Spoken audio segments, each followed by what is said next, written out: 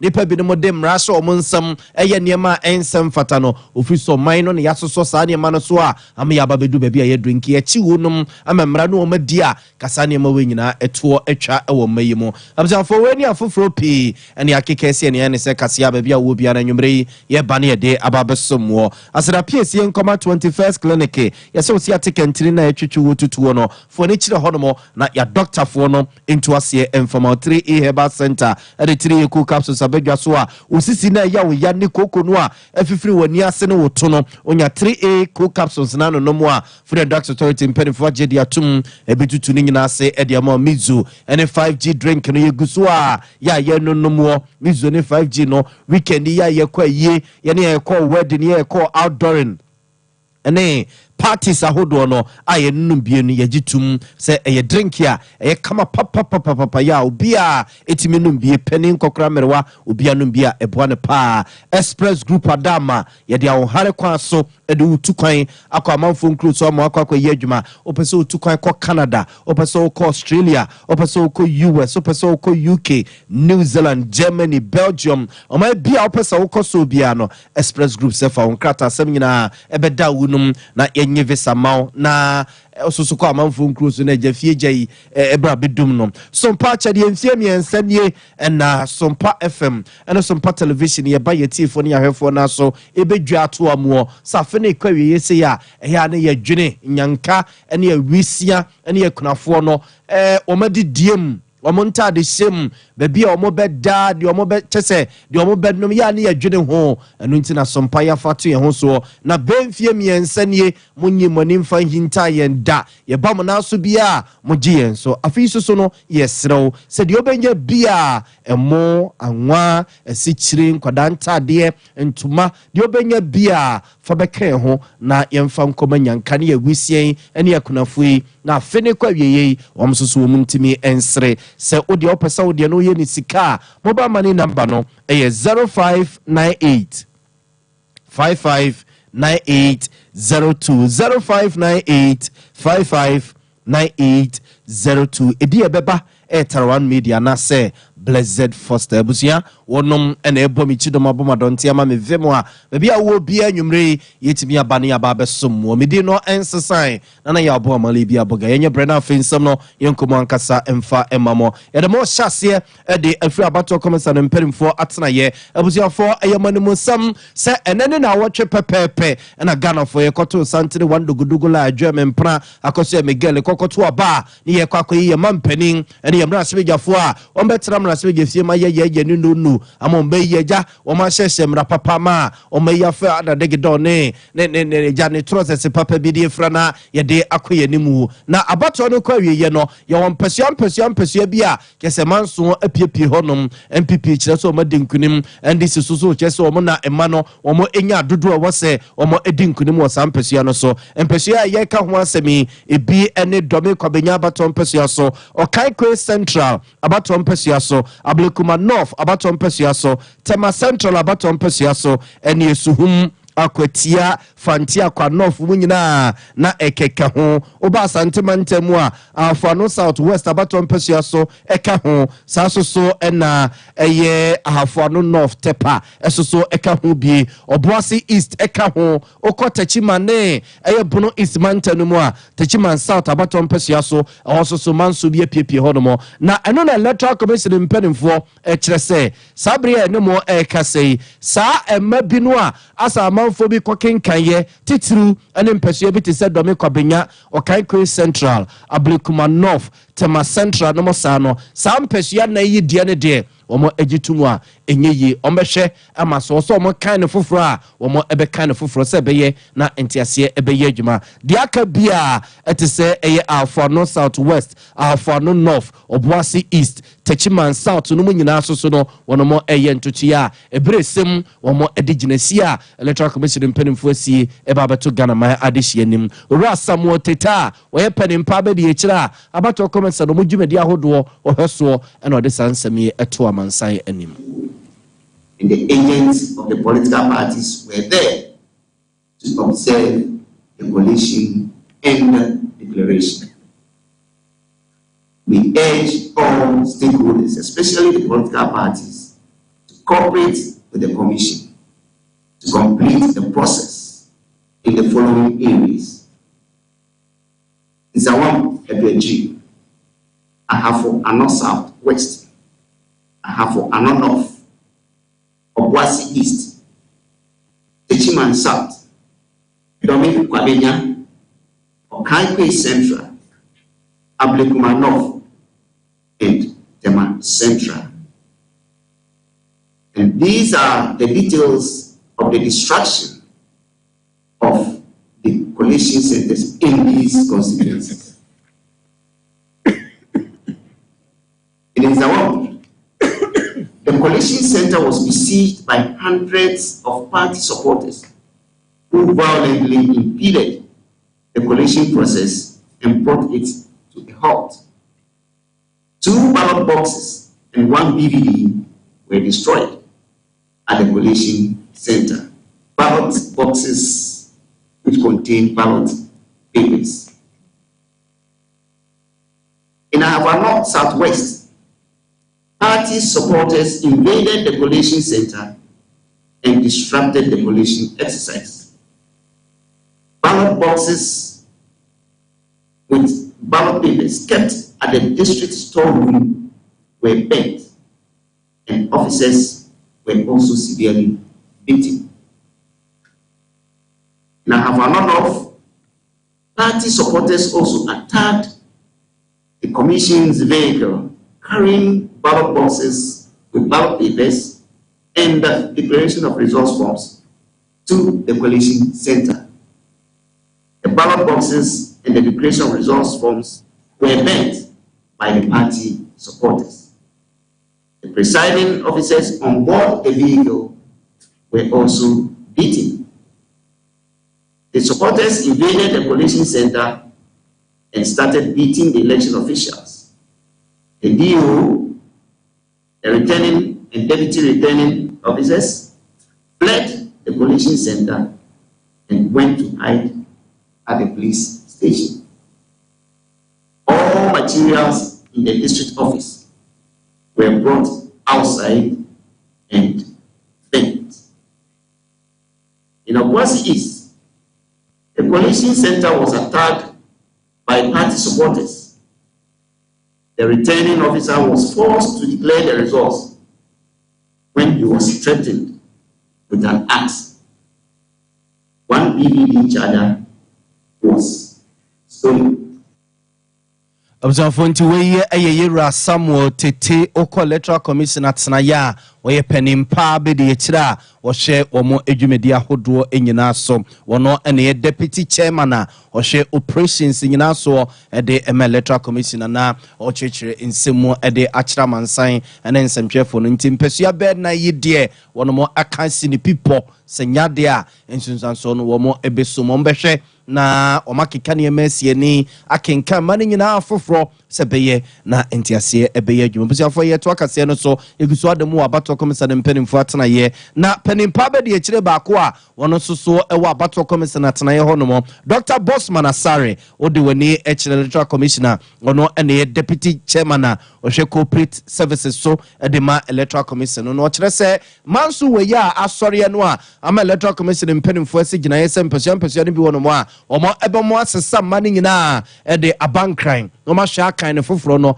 eyese enhyehyɛ ya ene mra emrasebe dwom agitumum ede ma Electoral Commission so mo mfanya adwuma wafia bato no mu no akrachefo omo so ma wunum so mo nkonko ya adwuma ewo Electoral Commission di mu no wono ma aniso ankwan kosi eno ana meho akwakohia so mo ye nhyehyɛ esa atwen krata ne bibia ede ebankran esa boni nyina achi emantiase eye adwuma Dr. Bosman Asare na onensamchefo na ne di nkoma ode sansami atudwa. When you look at CI 127, Regulation 43, it specifies the procedure to follow. The 43 starts by saying that each candidate is supposed to have 2 agents for the collation when it comes to the parliamentary election. Very, very important. Then from there, it lists the procedures to be followed. What the commission has said very clearly is that in terms of our collation, all these processes were not followed. So literally, collation we expect to take place in some of these places, they actually didn't take place. And once what they did was inconsistent with EI 127 Regulation 43, then the commission had the responsibility to ensure that all the things that were done which were not proper are corrected. For example, in one of the constituencies, I think it's either Okaikwe Central, the declaration was done per the CI. It talks about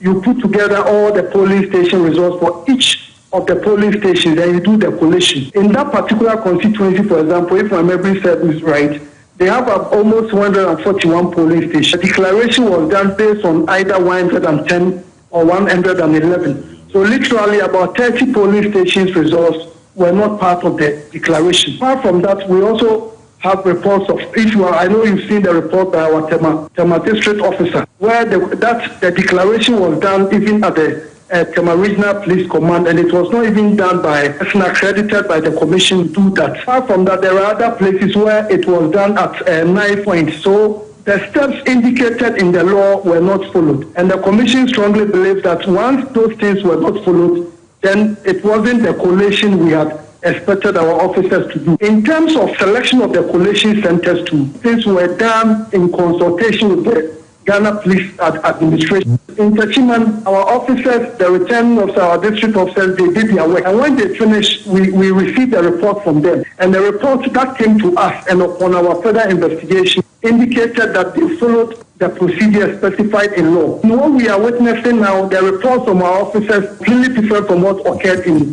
Techiman. And as an institution, we think that let's do the right. Once we do the right thing, we don't care about the outcome of the election. We don't care who is winning here, who is winning there. What we care about is to protect the integrity of the process. For into way a Dr. Bosman Asari, Udwanichre, Electoral Commission at Naya Wono, and a penny in Pabe de Chira, or share corporate services, so the Electoral Commission on an Oche Chinsemo a day actually Nina. Eye de ama ho akwako hia se omoche mane nyina de ekonkra pompedemante mo na electoral commission impedimfo no a apemufo no a etena se afi omani kwatwa wisi omuniti asantamo pepe se jare bobo esa so de bomane nyina echifofro emanti ase ye adwuma ema de obawie be hu so wawe de ono susu be di first no asusu be hu se wadi first ya efi ne nkeka wa bia ene ho ye famo free electoral commission impedimfo atena ye na ye famo enko MPP fo so atena ye na enene na watch pepepe na MPP fo ani so biri wunum aba ye kokoto ye ne wiase na chese it is possible no na chese impossible amade no anwene se a chese enya asem ketua eba se ye no chese enseba kwakwa bebrebe wo mo de se dum ni ada chese obia e kane de na kufuado na ye na we na mfa we ankoma we na we susu no wanye campaign ye chese ensem na kwakwa bebrebe na penimpa na ohwani amanse de nkomo ema vice president Dr. Alhaji Mahmoud Babia na ODMPP amanyuku anim aprema mpani adwaye ira Dennis Miracles aboaje wose wonoma atenase akohepetete krem afio mani sasamansama bia wosama ne tamfu nsuo hunu se NDC fo nkunimu no a omo edi ne nano memenda no enye nkunim bia eche so boroso bia na eye MPP ma ene MPP achitafo a na bufuo hye omumu a womo MP ankwankoto abaninti ene nam so ma NDC fo edi nkunim to de omo tena ase afefe ni emamu no omo hunu se NDC fo nkunim no enye nkunim bia eche so boroso bia ni bufuo na ehye MPP fo mu ene ma womo etimi edi san nkunim no ira Dennis Miracles aboaje. We need to give the former president that credit. It's a big, you lose an election by 1 million and then you come back 8 years later and win by 1.6 million. That's a big deal. Personally, for him as a person, as a politician, a huge achievement. Write a book, post his presidency this final term. I think it will be with some great pride, for him to put that together. And that recognition and that acknowledgement, I think nobody. There could be what John Mahama did right that ensured our people didn't come out. You understand? So let's not confuse the two. Indeed, the reason one of the key reasons why this result is as it is per the data is because our people didn't turn out to vote. And that's fact. But they are not the same. Why the people didn't turn out to vote has its own reasons as well. But that doesn't take away, and Dr. Mahmoud Bawumia is not in any way saying that to take away the credit or to acknowledge the feat that His Excellency, you didn't do enough to be able to hold on to it. You understand? Because, once you give your opponent the credit, you're also going to look at why it happened the way it happened. And so your opponent may have done something absolutely right. I mean, your opponent may have infuriated your followers. He may have triggered the emotions and sentiment of your followers, in a superior way. He may have found ways to suppress your followers to turn out. If you put the chains aside and you pick the data and you analyze it, look at Observant way ayura Dennis Miracles Abuaje wono ene hwani amanse din komo ema ye Dr. Alhaji Mahmoud Bawumia ne campaign na woyeye ena ochechiremu se nokre mampani da John Dramani mama yasa so ato aba ne bio edinkunimu a nkunim we no abakosem soronko no waye de enso se ofisi mu didi mu baba mu yewem pa konya tena so hyenkrata mu ehwe ma ne se ne isi koya MPP fo no abufu a na ehyehyɛ omumu o manko ankoto aba no enema papa no akwakonya ni munyamo a etisa no yeto aso abato achi basabasa ya ekoso no ena yewura Suleiman Brima wono na yepene kwanche for the Media Foundation for West Africa no wo ye ne se omayi baby ayaba bedru ewe ye kebma menkebi democracy mu no ye ne asoso se bi ensamfu bi so ama se eya akwakoya ade bi a ase saa ne tie nti yemfa ne saa ena nyehwe yenya amane nkasa ene ye na yeto abawie ye emrante bi de emrahye omonsam esese omaye japade pi womombe bokro no so efamu bokro no a bisine unhunu mrante no bebi a womo egu ene de yede eye omo pa ofise bebi a yaba bedru no sie mamra ye adwuma saa niam we yebetima soso ano a daachi bi dankwa ma bi a ye kokoye nemu ebi enkonkoyi ne ti ebiewo ora Suleiman Brima penekwa ncherefo a Other Media Foundation for West Africa no nensem enie. You have party people standing by a presiding officer. Presiding officer is declaring the results, mentions a figure, maybe gets it wrong, and then he's being corrected by the party people. No, it's not this. Then the presiding officer repeats, and then at the end of the day, declaration is made. I have a very close friend who contested as an MP. The earlier reports, and because he's a friend, I was keen on knowing what was happening. I called friends in the area. They said, "Oh, your friend has lost." 2-3 hours later, I called my friend. He's not picking. 2-3 hours later, a friend calls me to say that, "Oh, I've been declared the winner." I said, "Are you sure?" He said, "Oh, yes." I said, "Oh, but earlier reports suggested that you had lost." So, no, I've just been declared. Then an hour later, I get reports that, "Oh, your friend has lost too, finally." And I'm like, what is happening? And I call him back, and he says, "Yeah, well, they've declared again that I have, I couldn't make it, and I've lost by some votes, and I don't want any chaos." So I say, "Well, let matters settle."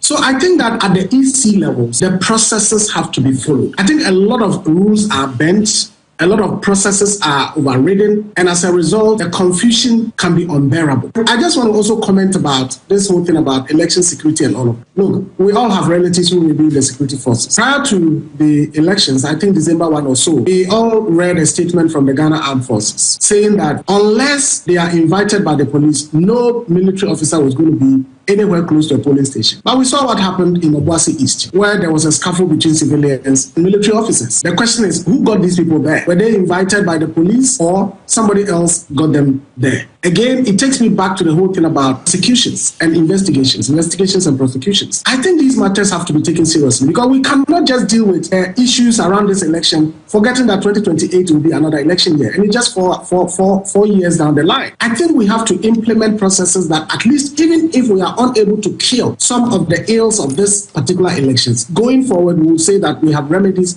for some of the things that will happen. Those military guys who were at Obuasi East, for example, who got them there? I think it is something that we have to investigate. And if they were there unlawfully, Fontiwe a penekwanche for da a Media Foundation for West Africa no yewura Suleiman Brima ena yete no enke ni nyina eniema bia esisi wa abato no achie eni mpo abato no kra yeto no kra no eniema bia esisi ya asome ye pabu ye ni agusu ofi se wose ye pakonya tena so na sa niema we nyina sanfifi mu bekoso a ye mfifim na emra eni obi bia wanye na dwuma ye eni ebasa daachi bie no sa niema we enkonkoyi ni timpo ne mpese akwakosi ameyaya dwene se ye kwakotwe obi aso so yet was so ye the more MPP amanyuku no more ebio na akomia pene kwanche for wada State Transport Corporation eternity afro say STC ano Dr. Alhaji Mahmoud Bawumia campaign ya mpenimfo kuku damu awati wonum anasa opa wonum say womo M1 won campaign ya woye wa afia bato wonum no na jesodi mu ntintimai pa na akomia eja de ato MPP amanyuku seseye no na nsem dwefo momani tuase ye de sori a konkonsa ne yedie na ye mpenimfo mafa ye adwuma bosome so mahwe ho no matwetwe ye kante eja ye busabusam a sem before na dia na mo ye na dia na mo anye ye no ntiama ma monimagu asese ya chese adan mo ne ya kasaka sei na akomia kire se wo mo before de wo mu so mo bari ache o omu so mo bari wa ban mu no na achekra na no mu ye bi na ahwe wasi February ton e wa fi mu no mu sa de ne nyade ebeyeye na omu ya seja wo mu a na chese wo ma fo mo ho adwira wie no kombetima da wo ma dwene kakra ama ma to ma ne kakra e de ama Dr. Alhaji Mahmoud Bawumia nto mo de omu ze MPP ne Dr. Alhaji Mahmoud Bawumia ba wie no achekra ti we no chese enyo ma de foforo ne mum e wie no e na chese ensusu anwe. The research that we did, and we're doing monthly research, pointed to it. It's just the extent of it that we couldn't get. But it was pointing to it right from day one. In fact, the research that we did around February showed us that John Mahama, in terms of the presidential, was leading by nearly 10 points. Okay. Yes, and then as we came, the campaign got underway and heated up. It kept reducing, and as of September, October, we knew that it had narrowed to a point where we had a good chance. 1 point. Okay. I mean, in February, March, it was about 10. It was leading us by about 10 percentage points, which is quite alarming. But by September, October, it had come down to about 2. And so we're very confident. We're very confident. There was a new momentum because of those. So we knew that there was a lot of apathy, a lot of disgruntlement among our supporters. But the extent, of course, the election is the best polling. I mean, anything else would just be a projection and so on. So we knew that the monthly poll showed us clearly. And for a massive 2 million people to stay away, I mean, it's really massive. And we have to find out why. Observant we nana komia and yete ninken where penny quanchefua or da State Transport Corporation ye trinity afan say STC and no Dr. Alhaji Mahmoud Bawumia campaign team what ye no na udimuntinti my pa and na ochre so omu so mo bawie na che February ton eno mu hu ye na mum de ase wo nom ama ko mu de mu no eye awie no se ne esi awie afa no omo nsusu saa se ebekoranim saa eno ne ade a ha dwene sese yeto aso eguso ade mu MPP amanyuku no maja eze de omo no omo nam ho apaso evize enim guase aba ne de eche ni nyina na Dr. Dixon Adumaku Kisi papai eye emrasebe dwene o emrasebe gefie ma de hia ewo eye enya so tum abatom pesia so ewo enkrapompene mantemo na obekaya ansa na ye ba beto abai na amanyuku ahodo ni nyina edika akwa akotototo no maba ye fe ne se eye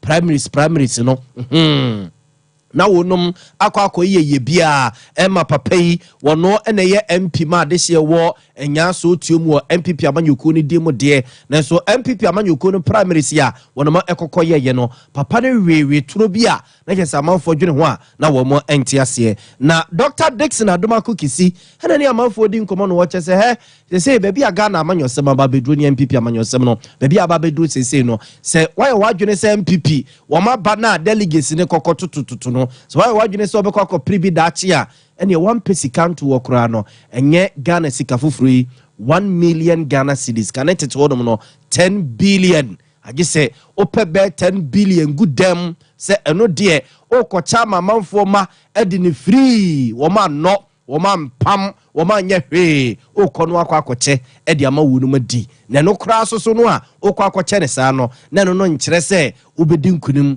ewo emanimu opani ekire se eno no nyina ekeka ho bia enam so ama sese no untimi enhyeda nya ni papa bia ena kyese wagira de ama MPP amanyuku no sese akwakọ yisika delegates no susu kokọ yi basa no a bia na edom kese na ewo mpesua no so no saa nipa no a etu ayine ne yesi ayine fo na akwakọ yi no de ama party no na edom kese no enhyeda endige ne nyada ne saa nti basa no a na kyese nimgu asesi ya atwem ena beto amanyuku no nti ono susu fi sesa sika bebrebe no a ase eyi ti ewo MPP amanyosemo ene amanyosemo sese no ena akwakofa enkuku kesiesei ede abre NPP amanyuku no yento aso ne yemfa kase ne nkowie ewo Obuasi abonten so na sietiefo pa otwedi amponyankrompon base ya dom hata mununkumachi ototorobonso otonso ba wi obotantimo a wode jafa dum ne mununkum agine matata hira mo beka hye ne so a enura awia ye prem to bre kase mu ena ye de beto manim se atoranchem bi asi wo Obuasi ema de ye tete no na eni enyan pa se eyem from ajawe sabua gas ya akrachefo ne ye mrantie ne maba wadi ye adwuman ye se ba ku bi akwakopai ema pai apaye no abuziafo de ne ye tete na eni enyan woni ye prepra wo mo mafiri mu ene ejapade a ahyekọ no na esewoni nsese ye kachiro ampere ampa ne nuane ampa fa service mperimfo wo Obuasi abonten so etutu obirika kokoduru honum no na gese ejapade a ahyekọ ne ni prepra no na oso mo bododo no achi woni ye wo so mo so etutu obirika do mo ebekumasi gi no na wo se omo edi omo ba omo so na wo so omo di omo ko Obuasi AGA hospital ema doctor for epre wo mo nkwade ma wo mo so no na wo se omo etusa na mo no na busiafo eba sey no adansefo a na ejina honom a de yesi ye nyina na omo anitue mu busiafo mo ne yakasa kakra achechensem mu e de akire yesi ina mi ko yeduma o be na mi bai ti mi dem ba de si o chiro se mi ba other side o na be tade o na ti mi du adam ti ane se bibia blast imo be obi na ojina akra tade ya de bibi be twitwa na sa ho kra ma ti me wana me rush ko nti mi ko ho no de ema hu sa me master na 900 na asati efu ho no na e de ne force di work but no be da ho nipa be bia da ho no mo prepare but ni nya kan form no dey issue because they jano so dem no bia dura no adana ni asanchi master ni master disco ile say the back say do afi mi ya ba akoto I friend Alex mi senior we na mi di na chi we bi onto na mi tuma kase we fi na mi di mani hu se e ja ne enya kase na I think I talk about kuma na e hye de master form wa ni bi free fire service force but amaka so mo ba ntita on be bia na ayi kase pa omo ya adwuma wo kiro fita ho electrician ho ana afeni so gas weather so ho electrician ni ya adwuma wo ya adwuma no test wo ya no ana wo ya no 3.0 teacher kakra no na wa petrol susu nam ho ana so mu tie so mu kakra bi ni ya so ana ni ya pese adwuma ja no na ya pese adwuma ja no ni ya free fire service ya free Obuasi bote fire service ya free amusi asai ya wi ya free amusi asai eti ejanu din kakra ena so ka ba kum na afi na ejanu ye kese eti yanso no boys no bia so ya di so ni anwea adi guso eti afi ya guso no ni anwea fo ni bi so ho eti afi ya blasting once atu fire ho eti anwea fo ni enchantment bie eti ba kum a ye nyina ye ni hu ya no ye uza gas no ba ko sa pae ana ema ono so no one side pae man is so epie bye ye ha me say emla ade ni si ye no e ko su ba say 2 to 3 hours na fire service ba ko kura si ya police ba ko kura ya eti adai Obuasi for ye ni pa na ana say fire service no sa saya eti omutumi nya so ma so omunye Nanya scan mo fire service ba anu say ya e ka sa ade no ba kakra bi no ka fire service ma ya ko bedum no ye wan say ye 1 to 3 good hours no fire service ba plan ya ye ba say ka try Ghana by inside yes rano yes say o my ma Obuasi no ana ska free what you go my yes any fire service from her. It's your son, fire service, no maybe. Some Yanumian from family or yes, so much. How many people from the fire service at the bar? Let's check it. A quantum senior, but to tell me, give up for 2 hours. I said, what do I answer? In so short. I said, go to Facebook. Let's see other hours of Vanessa. Let's see a second of mine. What do you marry Obuasi? They're from the principal.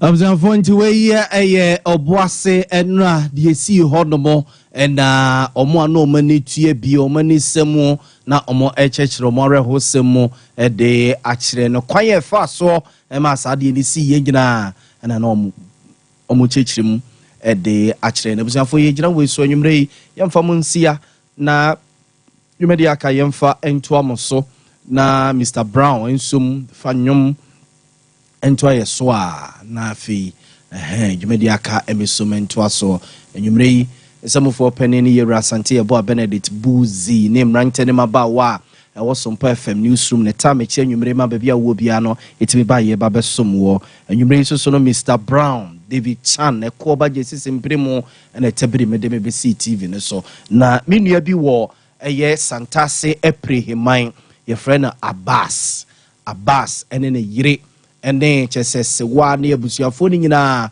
omo Santase Eprehiman Methodist Church hono a honeja woye eye ne provision shop kakra na obeduru hono mo a oduru hono mo a ase Sompa ne ye ne dia Sompa TV ne FM no ase eye ne dia no pawie nwumra na jode suom ne TV no chese Sompa television nko a Abbas ene ne yire ene abusuafo wo sampotamo no mo nyina mo nyina fishia pa yeda wono mase omunkoso nkutakuta Sompa FM ne Sompa TV museya kakra na omuni hono mo a yene ho yeda wono mase abusuafo medide na ya abo amalebi aboga nwumre so no yada mase ama mummunity ene hwa enyado. This is 93.1 FM. This is 93.1 FM. This is 93.1 FM.